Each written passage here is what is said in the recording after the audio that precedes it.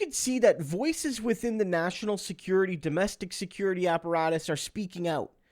Some cases they've been fired by Trump. In some cases they've quit. In some cases it's been if you don't break this particular principle or rule or in some case law, then I will fire you, or somebody in the Trump, tree trunk, whatever, will fire you.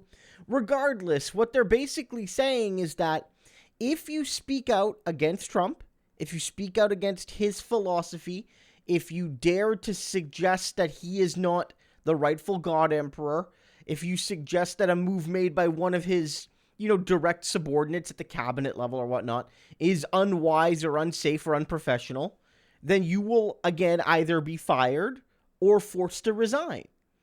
And it's important we see these people speak out. And it's important that we see this because, again, the amount of people who speak out after their association with Trump, whether they were fired or they quit, or it's we don't even know, it's like they used to get me coffee type thing, Trump says. Like, regardless, it's a lot. And I think it's an indictment of Trump. Look, in the real world, disgruntled former employees exist. There are people who will say something about their former employer motivated by the fact that, they lost their job or what have you. That does happen.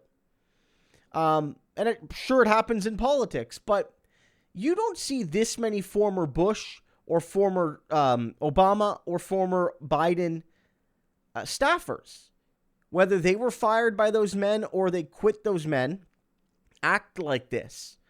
And I don't think that's because for any other reason than Trump is that uniquely bad.